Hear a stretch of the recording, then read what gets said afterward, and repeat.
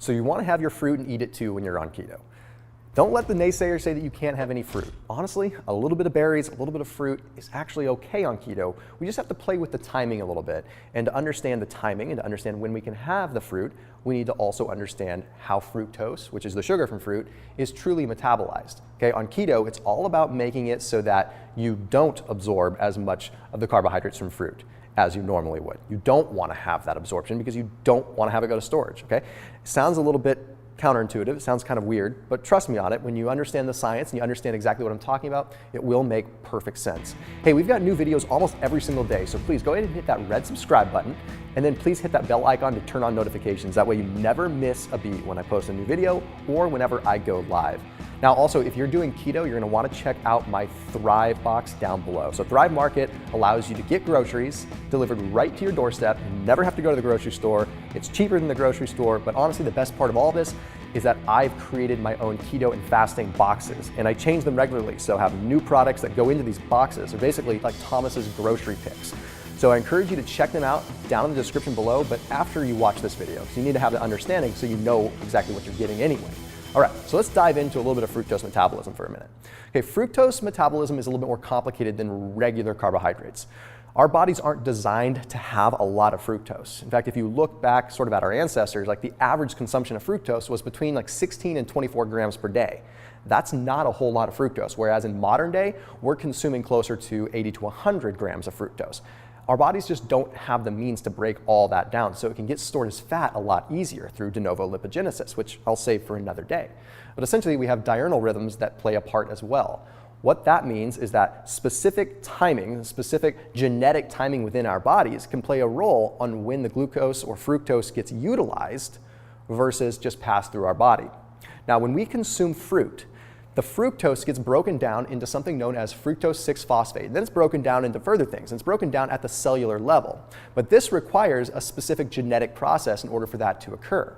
So we have a gene known as the PKFM gene. Now, this gene sort of provides a blueprint for the enzymes to actually break down fructose. So we may not realize it. We think that when we consume fruit, we're just having simple digestion and that's it.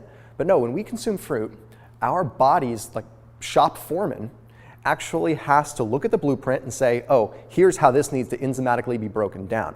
And it regulates which enzymes do what. It's a complicated process. Now, there's another step too, which actually comes before the genetic process, and that's fructose actually getting absorbed. Okay? Fructose from fruit requires a very specific transporter. What that simply means is that fructose has to get on a specific bus in order to get to a cell. Okay, it's not like you just absorb it and it magically goes in there. We have a finite amount of buses that can take fructose. It's known as GLUT5. Okay, now GLUT5, again, it's a glucose transporter. So GLUT5 doesn't just drive fructose to muscle cells or liver cells. It drives fructose also to fat cells, which we don't want. If lots of fructose is going to a fat cell, we can store fat a lot easier.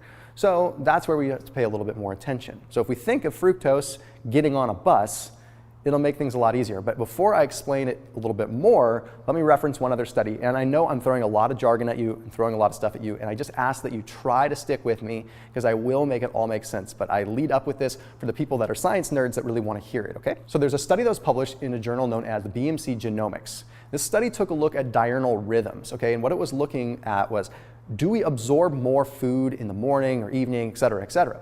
Well, what this study found was that in the morning, we have more insulin-sensitive muscles and more insulin-resistant fat, okay? So what that tells us is that in the morning, generally speaking, we have more flexibility. We're less likely to store fat. Whereas in the evening, things sort of shift, okay? We're more likely to store fat in the evening than we are in the morning. So at first glance, we look at this and we're like, okay, I know the answer. We need to have, fruit in the morning, right? Well, actually, no. It's different than that because we don't want to be absorbing that fruit. Remember? We don't want that to actually happen. Now, what the study also found is that there were less levels of GLUT5 in the evening. Okay, well, I'll come back to this. Remember, GLUT5 is the bus that takes fructose. So we had less buses in the evening time. Now, the other thing that we look at is something known as PER1. This is sort of the master gene that dictates kind of the diurnal rhythms of our metabolism. In the morning, the PER1 is activated more, which means that we're able to turn on the processes that utilize nutrients more. PER1 is lower in the evening. So if PER1 is lower, we have less metabolism of fructose. Now again, I know it's a lot of complication here, so I'm going to make it very simple with a really cool analogy that I just came up with. Again, it uses the bus, right? So fruit has to get on a bus. It has to get on GLUT5. GLUT5 delivers it to a cell. And then once it's at the cell, that PER1, that gene, dictates how well the cell metabolizes it. So in the evening time, you have less GLUT5. So that means you have less buses. So that means less opportunity for the fructose to get on the bus. Already a good thing. Okay, then it also means in the evening time you have less PER1, which means less genetic activation of enzymes that also break down fructose. So again, coming back to this analogy, I'm not even going to spin any science at you on this one. Fructose gets on the bus. The bus drives to the cell, and the cell is closed. It basically says, sorry, even though you're hot on the bus, I can't let you in, okay? So basically we have less buses in the first place, already good, but then the cell is already not accepting of the fructose. So we have a double whammy in a very good way. So in the evening, because you have less transporters, you have more of a chance of eating a little bit of fruit and getting away with it, not kicking you out of keto, not making you as fat, not causing issues.